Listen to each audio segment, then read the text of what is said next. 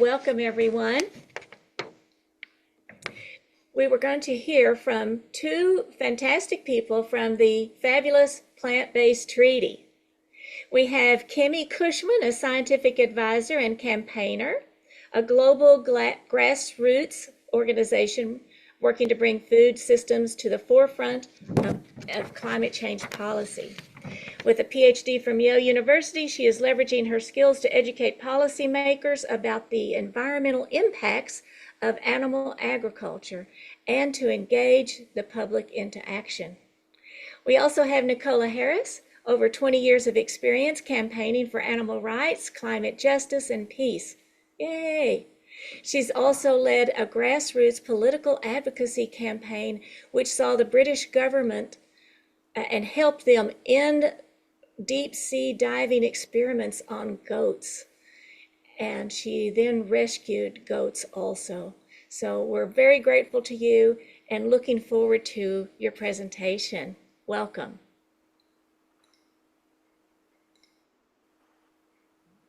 Thanks so much. And yeah, thanks everyone so much for sticking around after Paul Watson's really inspiring and moving presentation. It was really incredible to hear about all the work he's doing. So yeah, I'm going to share my screen. So, okay, so can everyone see my screen full screen? I think it's good, right? Great. So yeah, let's get started. So we're going to talk about From Fields to Forests, a global plant-based treaty in action. First, a quick video. And it has been very, very frustrating because we are literally at the most important climate conference of the year. To be honest, we don't understand why. Hi, do you have any vegan options? No vegan options, nothing. I've gone the entire row asking for vegan options and there's nothing. It's time to go. It's for the planet. We need a just transition now. The crisis is alarming. Even if we halted fossil fuels today, emissions from our food system alone would push us beyond the 1.5 and 2 degrees Paris Agreement targets. You know, climate is affecting all of us. If the whole world is going to be living in this unsustainable way, We're Plant-Based Treaty, and we're calling for the negotiation of a global plant-based treaty as a companion to the Paris Agreement. We need to transition to just plant-based food systems for climate, for biodiversity, and for health and food security. Yeah, so that was a preview of our documentary about our team going to COP-29 this year. And you can watch the full documentary on YouTube. And I think Nicola is going to go ahead and put the link to that in the chat if she can.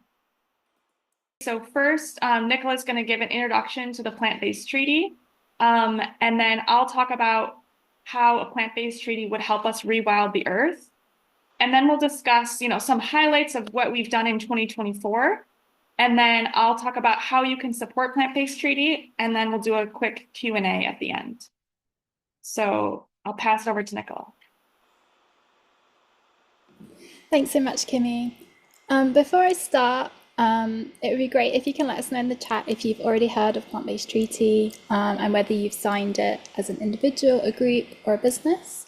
I'm just going to pop a link in the chat to our website where you can sign if you haven't already, and then we can get started.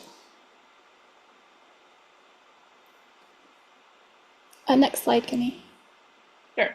Yeah, I just wanted to say, I think for me, it's automatically going in the chat as a direct message to Rao. But if people want to, with the interactive part of this, if people can put it as a message to the meeting group chat, then we can all, see the answers to each other's questions about have you heard of plant-based treaty or things like that. Okay, thanks, Kimmy. Has everyone heard of the Paris Agreement? It has been in the news recently, so you might have heard of it, but if you haven't, I'll just briefly explain that it's a legally binding international treaty that aims to reduce greenhouse gas emissions to limit global warming. The treaty itself has a target of trying to limit the global temperature rises to 1.5 degrees. However, in 2024, we actually breached that target it for the very first time.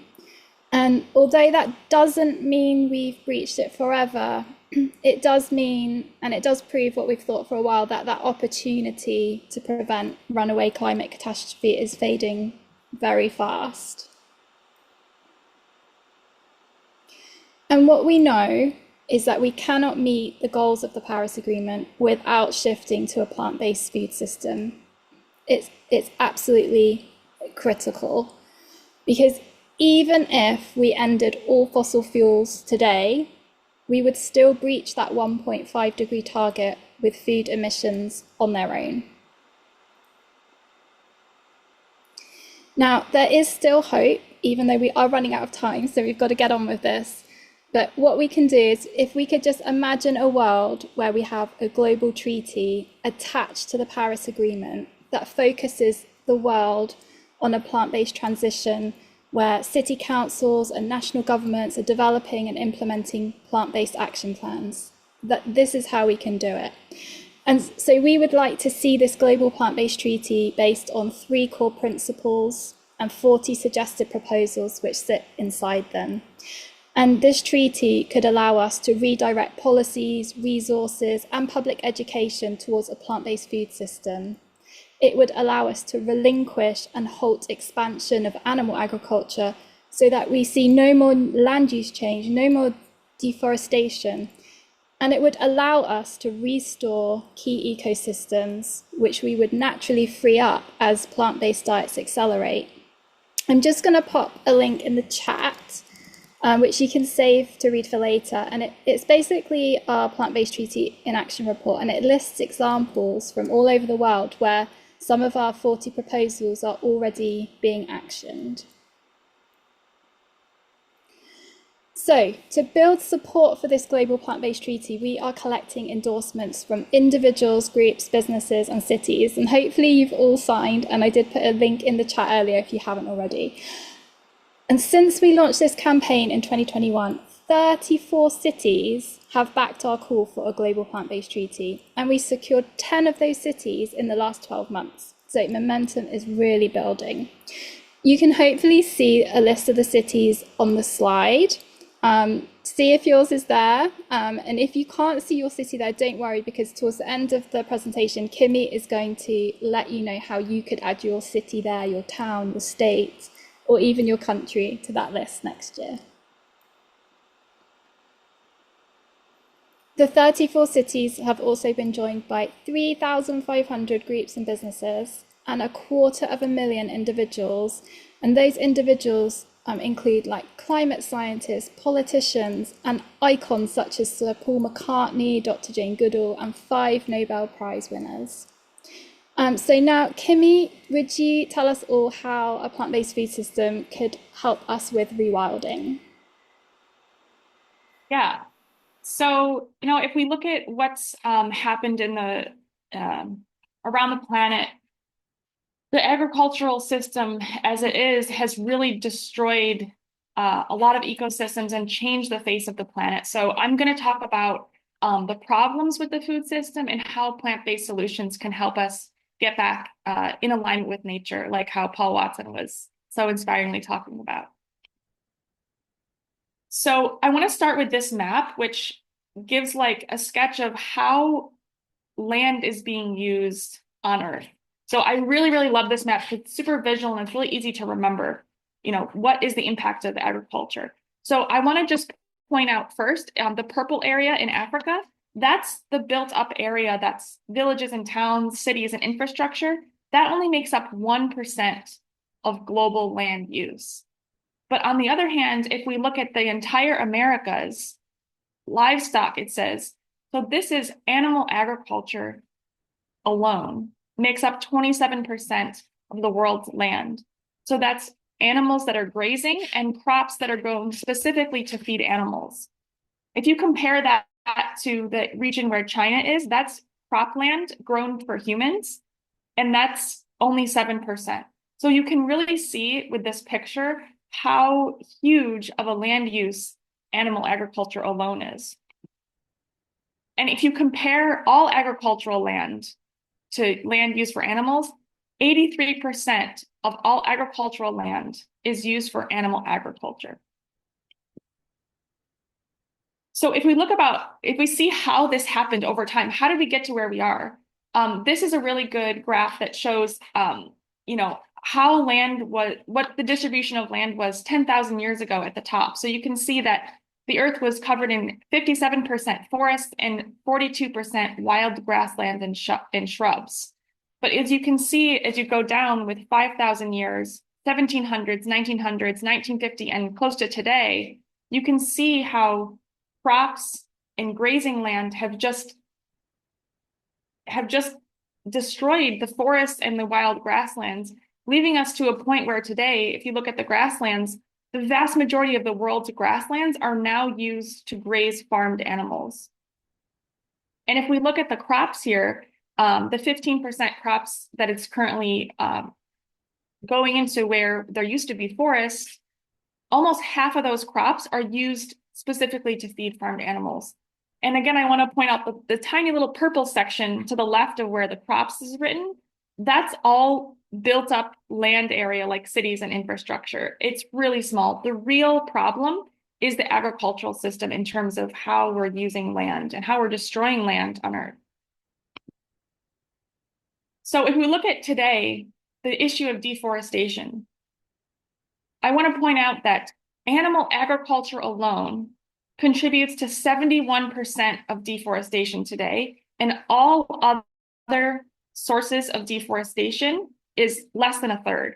So if you combine all the crops, all the deforestation for crops for humans, for paper, for mining, for urban sprawl, all these causes of deforestation are so much smaller than the deforestation that's happening for animal agriculture. And again, the deforestation is for grazing land and for crops that are grown specifically to feed animals. And so, why is this a problem? Why is deforestation, such an issue? And it's not only because, deforestation releases carbon dioxide and we're losing trees that can absorb carbon dioxide to help stop the climate crisis. It's also because we're really putting these forests at risk of collapse. For example, the Amazon rainforest is at risk of forest collapse right now. So in the Amazon, there's a huge expansion of animal agriculture, and over 80% of deforestation in the Amazon is for animal agriculture. People are setting off fires that are turning into wildfires so they can take the land and use it for animal agriculture. And this is a huge issue because the Amazon rainforest and the huge rainforests of the world really work as a whole, is in the whole Earth system to regulate the climate. And obviously they house so much biodiversity in the world. Species that only exist in the Amazon are going to go extinct if the forest collapses and turns into what is it predicted to happen, which is a semi-arid savanna. So we need to not let that happen for nature, but also, there's people in indigenous communities that live in the Amazon rainforest whose communities are being destroyed and burned, and they're being forced to escape. So this is just a huge issue on multiple levels. So I want to point out this incredible statistic that I'm going to read off. Animal products provide just 37% of global protein and 18% of global calories. But as I said before, they're responsible for 83% of farmed land use and 71% of global deforestation. This is incredible. If we really think about these numbers, animal agriculture is having a huge impact on the planet, and it's not even feeding the human population. It's not even a significant contributor to our nutrition. And it's actually harming our nutrition. So this is really kind of summing up what the issue is.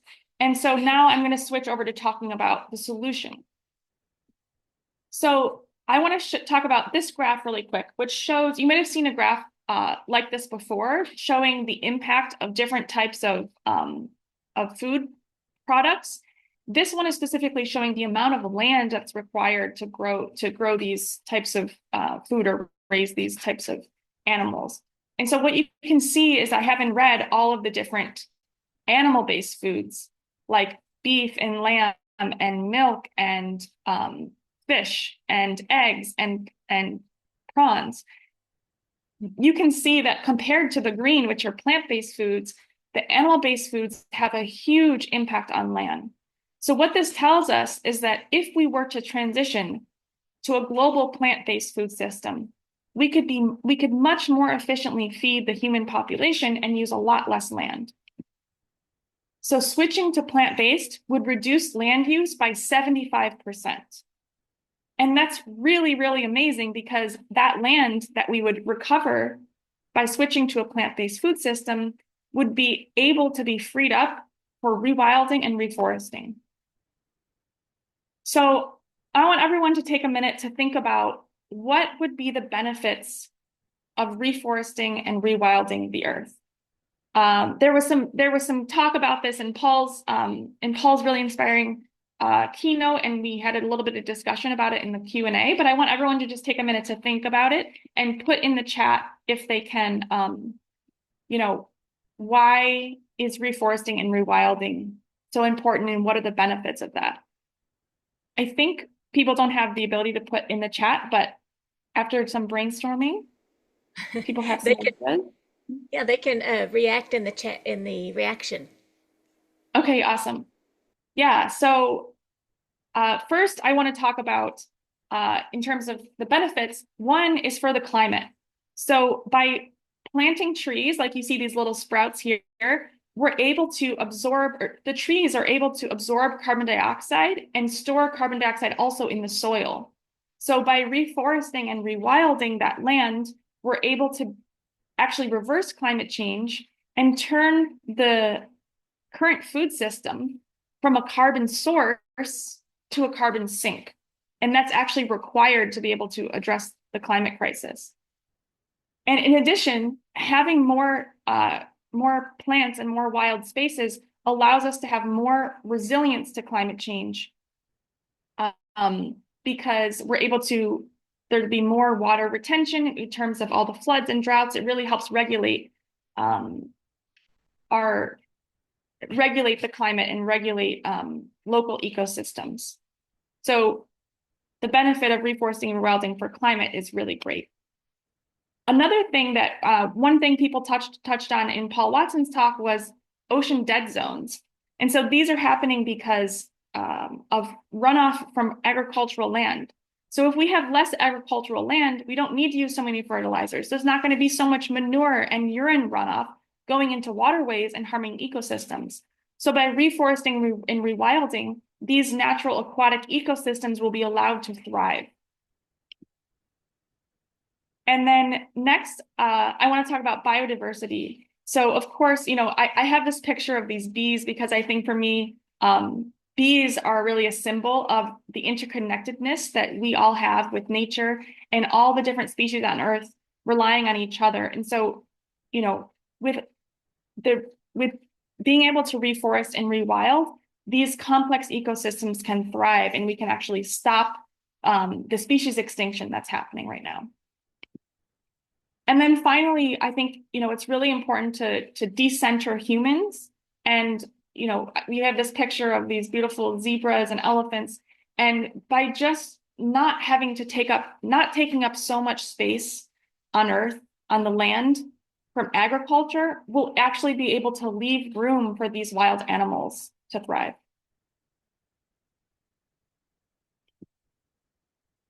So if you're interested in the science of the different issues related to the food system and learn about solutions, I really encourage you to check out our Safe and Just report. It's a really great resource, and there's so many different topics covered there. So it's a great reference if you want to learn more.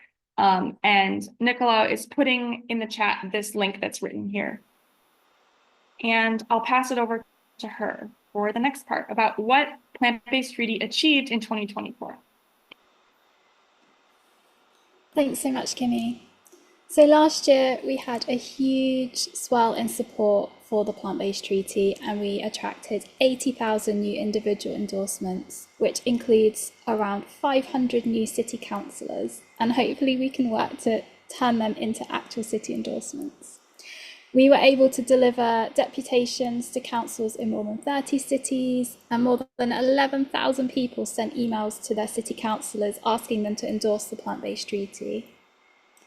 As I mentioned earlier, 10 new city endorsements came in the last year, and that included some ambitious action plans. Kimmy, is the screen share still on? Oh, maybe I pressed something. Let me try it again. Okay, is that working? Yeah, so you just need to go. So that was the one you just talked about. Yeah, okay, yeah, so next slide. Okay, good. Thank you. Yeah. So the Scottish capital, Edinburgh, was our very first plant-based treaty city that actually developed a detailed plant-based action plan. They actually endorsed the treaty in 2023, but their action plan came out last year. They spent a whole year doing a citywide audit looking at how to increase access to and promote plant-based foods in their existing council activities, such as through libraries, their own canteens, public education. So they did this whole assessment and then published a plan. And one of my absolute favourite policy changes that we saw from Edinburgh was them adding carbon labelling to university and school meal menus. They conducted a trial which finished towards the end of last year, and it's hoped now that this will get rolled out permanently by 2026. And I absolutely love this because in schools, the menus get sent home each week and parents sit down with their children and look at the menus and choose the items. And so now they're going to see that the plant-based options have the lowest carbon footprint. And I think that is going to help shift behaviour, particularly because we know our youth are very anxious about the climate crisis. The city have also taken a leading role in promoting plant-based treaties. So on the slide in the bottom right, you can see the council leader, Cammy Day, and he recorded a video to call on Eurocities to join Edinburgh. And they've also written letters to their twin and sister cities, inviting them to endorse too. And then across the water in Amsterdam, the capital of Netherlands, they also endorsed the plant-based treaty last year. One of the things they did in the last year was to host a huge plant-based expo in the city with the goal of bringing together institutions, businesses, and the public. And then this year, they want to do the next phase of their endorsement, which is creating an agreement with local institutions and businesses to roll out vegan Fridays, which is where everyone will eat 100% plant-based menus. So they want to roll this across the city. And on top of that, they've also committed the entire city to shift consumption patterns to 60% plant-based proteins by 2030. So at the moment, they say the current rate is 40% of protein eaten is plant-based. So they're trying to switch that to 60%. Obviously, we'd love to see it 100%, but we think this is a great start, and we'd love to see other cities start with these targets.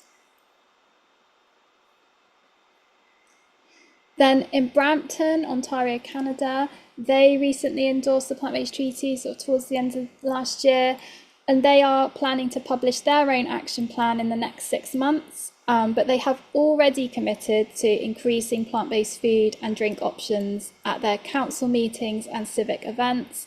And they're going to be planning to display public information about the climate and health benefits of plant-based diets. They've also committed this year to promoting a plant-based awareness week and evaluating the potential to increase plant-based food options and introduce plant-based defaults in the City of Brampton facilities and during regional events.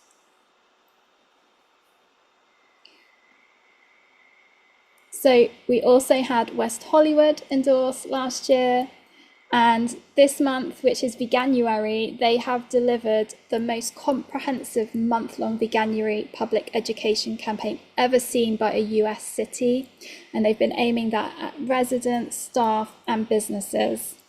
They also have agreed to offer climate credits for city fees if businesses offer plant-based options. and they're going to be co-hosting a sustainable town hall and WeHo LA Climate Week events, along with Plant-Based Treaty Los Angeles. Now, all of these endorsements and cities, they're obviously making change at the local level, but they are also building this support for the global plant-based treaty that I talked about earlier. And so we always have a presence at, the big climate conferences. So last June, we attended the Bonn Climate Conference along with celebrity Heather Mills, who you can see on the right of that photo. She actually donated 2,000 free vegan hot dogs from her business V-Bites, which we were able to distribute to climate delegates from the Animal Save Netherlands plant-based food truck. While we were there, we also held a press conference about why we need a plant-based treaty, and we held lively protests in the cafeteria urging everyone to eat vegan.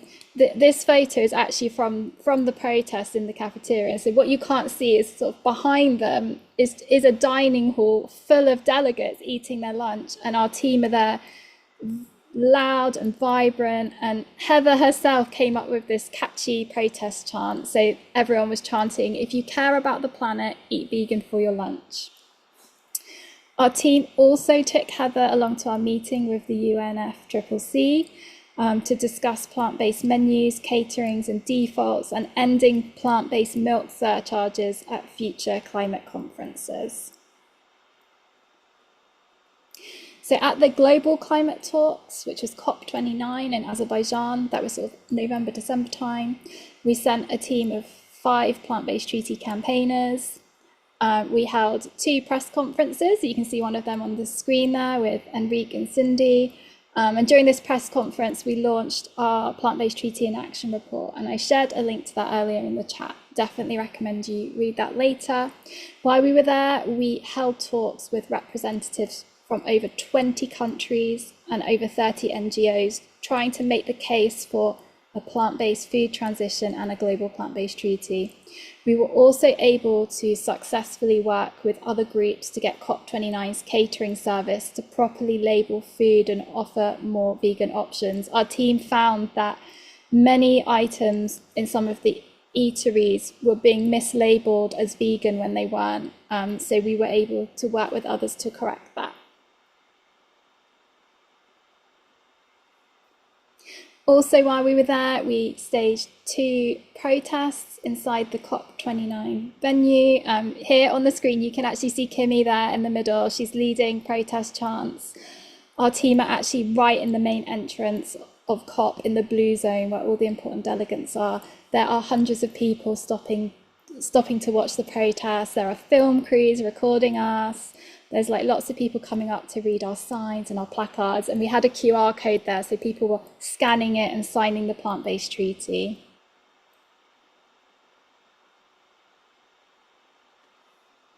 Last year, we also launched a 100 Cafes campaign pilot project, and this is where our grassroots plant-based treaty teams are trying to connect with 100 cafes in 100 cities to encourage them to increase plant-based options, to remove surcharges on plant-based milk, and also display window stickers promoting plant-based options. You can see in the photo here, 2 of our stickers there on the right. There's a green one and a yellow one, and they're promoting the vegan and plant-based options. We're trying to get these up in cities everywhere because it really helps promote and normalize plant-based eating. And we've had some really good early success with this pilot. We've seen some cafes in Turkey and the UK both dropping plant-based milk surcharges, and loads of restaurants and cafes that our groups have reached out to have also increased plant-based options for Veganuary. And so hopefully this is the start of a relationship with those companies to keep it going throughout the rest of the year. And we are continuing this campaign in 2025. And it would be great to have everyone here getting involved with it. And so what I'm going to do now is I'm going to pass over to Kimmy, and she's going to tell us how we can get involved with Plant-Based Treaty in 2025. Yeah, thanks so much. It's it's, even though I'm here all the time, learning about what's, keeping up with what's going on exactly with Plant-Based Treaty, it's so inspiring to get the year overview. And yeah, so I'm going to just cover 3 things about how you can take action to join the movement and help support the transition to a global plant-based food system with plant-based treaty. So the first thing is you can join or start your own city campaign. So like Nicola said, we have campaigns all over the world. And this is how the 34 city endorsements came about. It's been really inspiring. You can see me in a couple of these pictures to launch the campaigns in New York City and in Boston. And, you know, I can imagine everyone here, like, it's really empowering to really take action in your own community.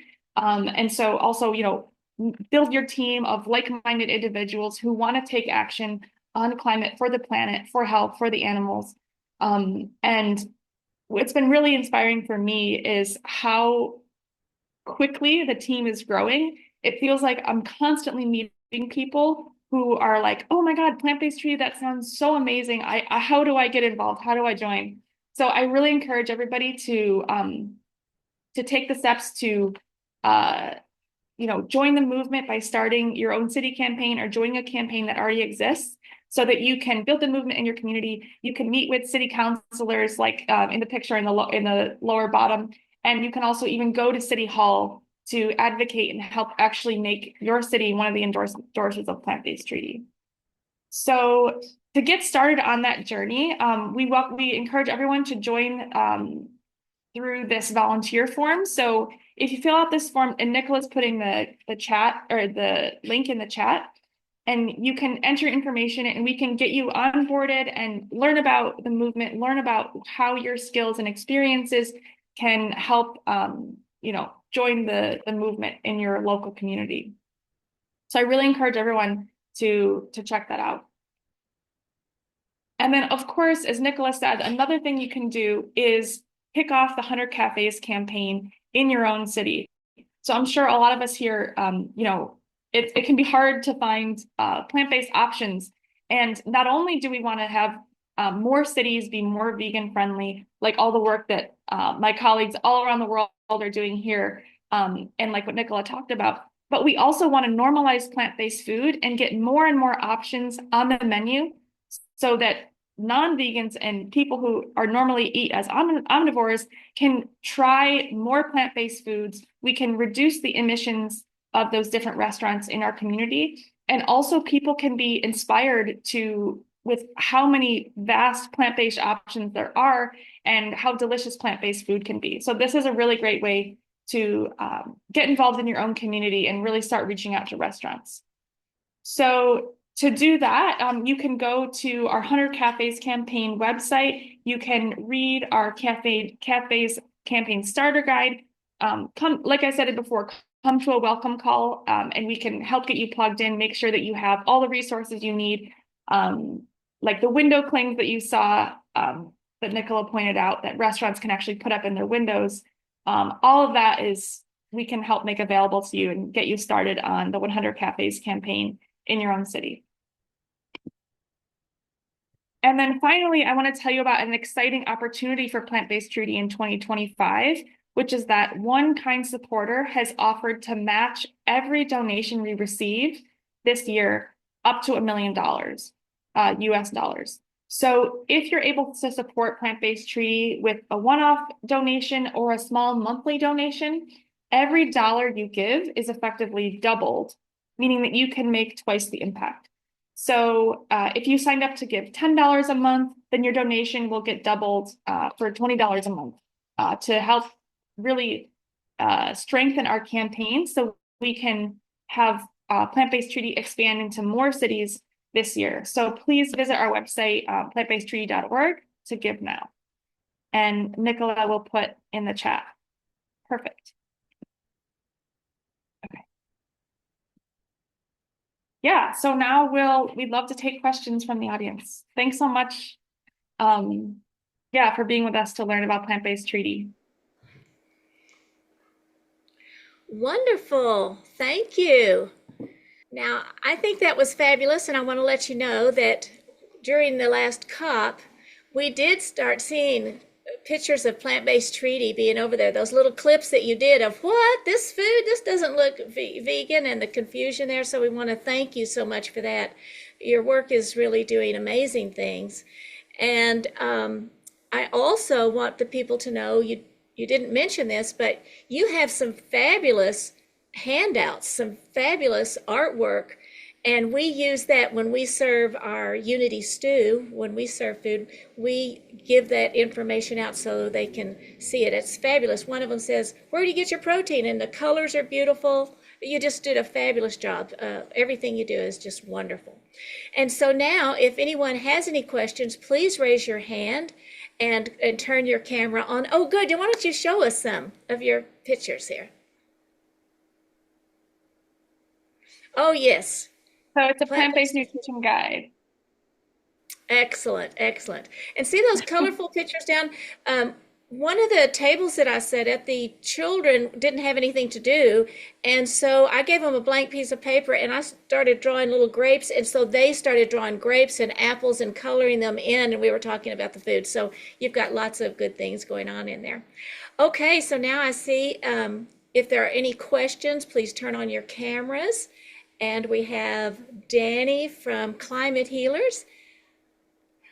Go ahead, Danny. All righty. So the first question, and I'd like to invite her to come on screen and engage with the speakers, is Marakita. And she asked if we can get the slides from this. I'm not quite, she asked it early on in the presentation, so it might have been regarding the first section of your presentation. I'd like her to come on screen, but if she can't, maybe you could just answer it from that, and then we have one more after this. Yeah, we can absolutely share the slides. What I'll do is I'll pop a link in the chat now for everyone, but also if you need it, you can just email hello@plantbasedtreaty.org and we can always send you across a link. So yeah, more than happy for everyone to have a copy. Just pop that in the chat now. Thank you so much, because those slides were very powerful and I wasn't writing as quickly. It's hard, I was concentrating on listening, but thank you for everything. Thank you. Thank you, Danny. Thank you, Marakita. We have two more questions from the chat. Okay. And the first one comes from Sai Praneeth. Why are cities endorsing plant-based treaty? How is it benefiting them? So I think cities are endorsing because, first of all, many cities have declared a climate emergency and they're developing climate action plans. So they're already looking at how to reduce emissions. And so they're already taking action, often in areas like public transport or like tree planting and things like that. But as time goes on, cities are looking to increase ambition. And then what we found is, because we've launched these email action campaigns on our website where you can email your city councillor, we've now got thousands of people emailing their cities saying, hey, what about food emissions? We've got to do something about food emissions. And it's really bringing it to their attention, and it's educating city councillors that we've got to do more. We need to do a whole systems approach. And, the science is undeniable, and it is a mandate to take action on food. And because plant-based treaty is so accessible and it's really positive, and it's about promoting plant-based food, making it accessible and exciting for everyone, I feel it's something that everyone can get on board with. And, many of these cities, they are endorsing it and they are running with it and creating these action plans, which we could never have dreamed of when we started. So we've been, really like blown away by it.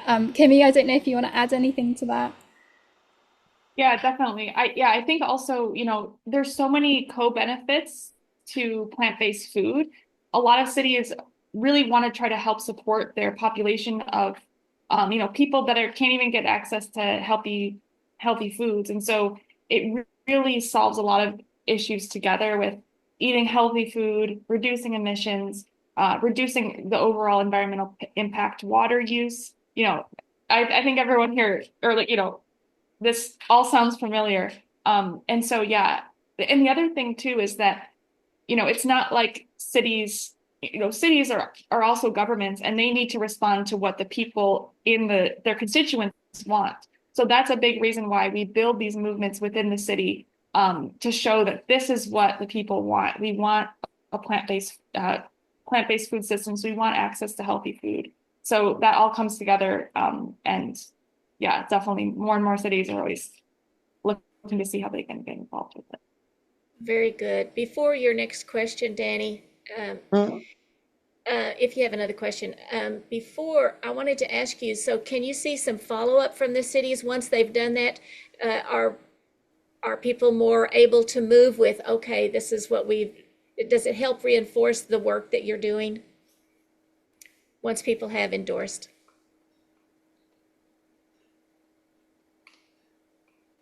Yeah, so what we find is that we've got individuals endorsing, which builds support for cities endorsing, and then we get the cities endorsing. And once they do endorse, they are setting intention and they are focusing their minds. And some of the cities that have endorsed, like Edinburgh and Lambeth in London, they've said to us that once they endorsed, it changed everyone's mindset, and it really focused everyone. And in our first town in the UK that endorsed, Haywards Heath, they endorsed, and it was very symbolic, just a gesture.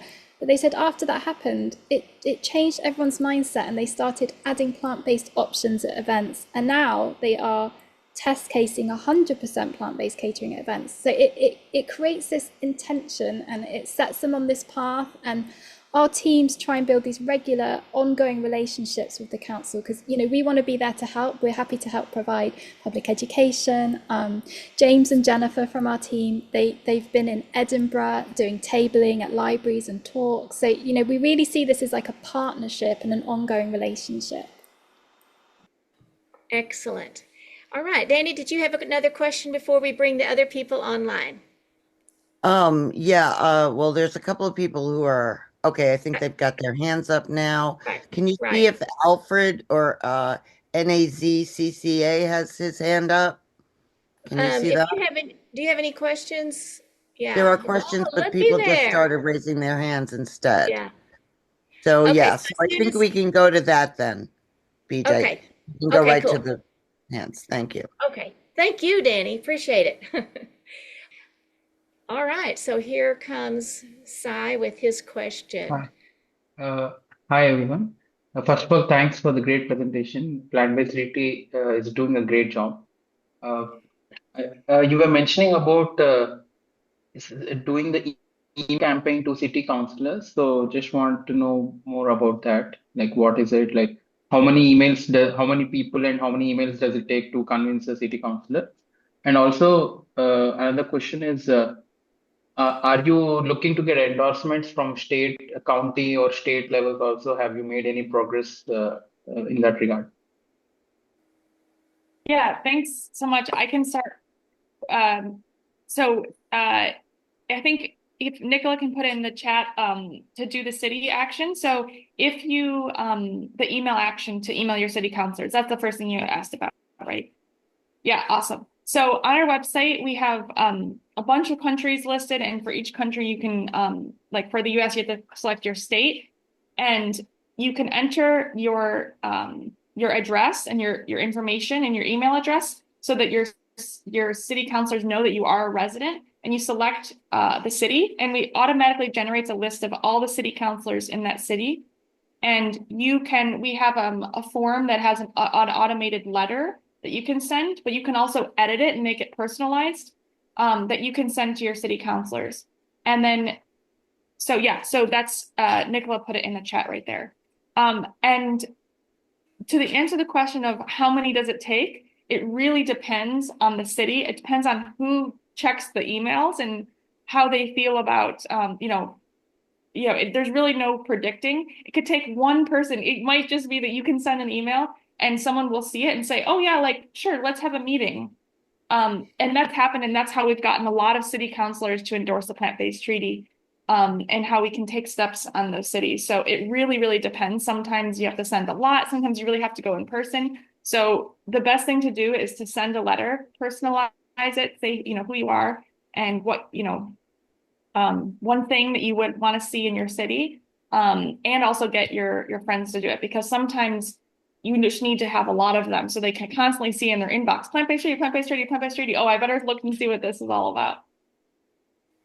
I can add some anecdotes to that. So with Edinburgh City Council, I think that just was a couple of emails from different residents to their city councillor, and then one councillor, Steve Burgess, really liked the idea of it, and he put a motion in straight away. We didn't even know about it initially for the council to endorse, so it didn't take very much. But where I live in Bournemouth in the south of UK, it's been much more difficult. I sent off my emails. I didn't really get any response at all. I sent off more emails, and then I got some objections.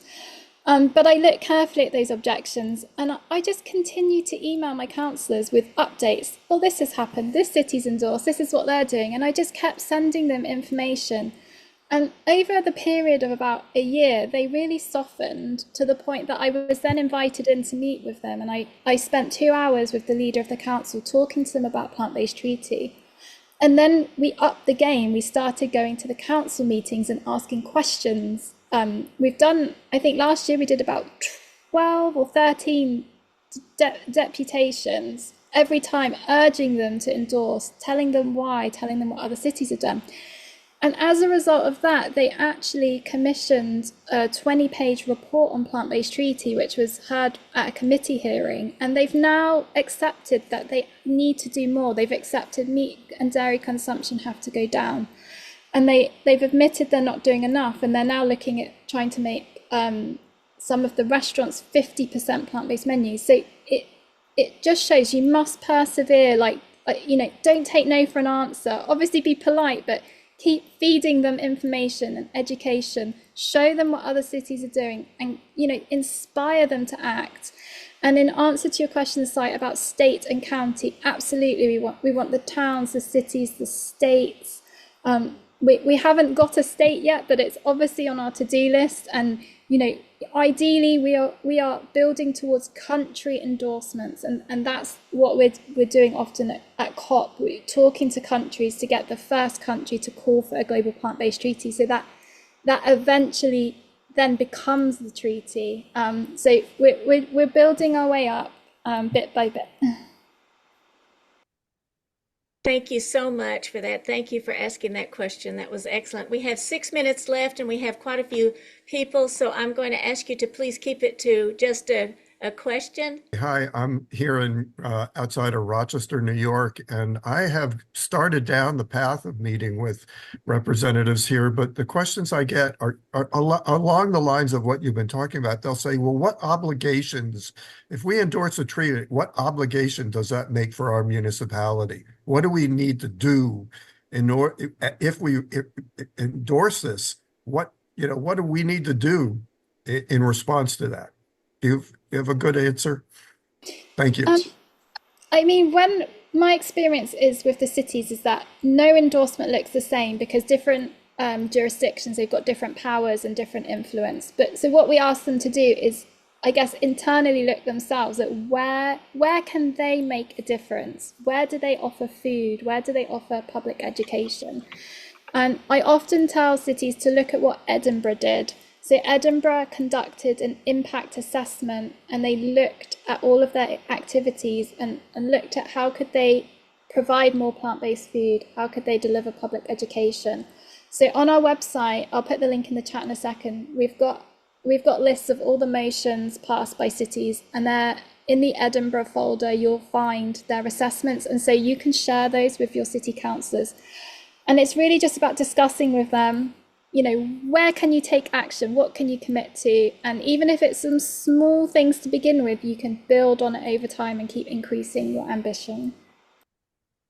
Thank you. Yeah, another thing to help add to that is that so we can also help you and provide a presentation with examples of things other cities have done, because really it can be a lot of work and feel really daunting if they don't know very much about plant-based food or all the different possibilities. But if they can just be inspired by what other cities have done, then they can, like Nicola said, build upon that. That would be very helpful. Yeah, of course. Yeah. And if you want to talk about your campaign, you can join a welcome call or reach out to someone specifically that you've connected with through Plant-Based Treaty, yeah, to get like specific help as well. Perfect. Okay, great. Thanks.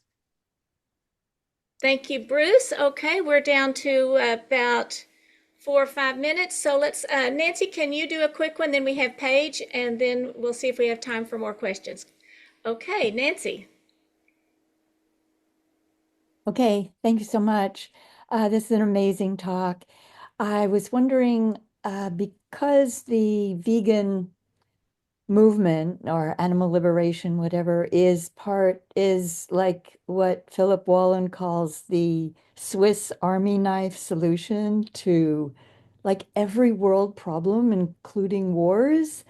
I was wondering your focus, is it to bring the treaty to like the Paris Accord, to those powers, and also how it began and with the focus on the climate crisis, and also if you are aware of the ASAP, the Allied, Dr. Faraz's, the Allied Students for Animal Protection, where they set up in each major university like an animal liberation club to keep it going year after year.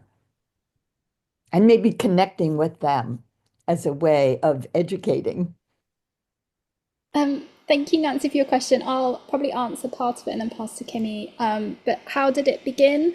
We had a meeting with Sephora Berman, the chair of Fuel Non-Proliferation Treaty, and we tried to get her advice on how do we put animal agriculture in the climate agenda. And so she shared with us the success of the fossil fuel treaty, which we're getting these endorsements from cities and now countries. And we've modeled our campaign on that, and we've been replicating it. And so we've now getting all these cities, we're getting all these individuals, and we are working towards countries now because we want to add this to the Paris Agreement. And that is why we're at COP. Kimmy might be able to talk a little bit about what they're doing at COP, but we are sitting down with countries and just discussing this. So I don't know, Kimmy, if you want to talk about COP and maybe answer the question about ASAP. Yeah, definitely.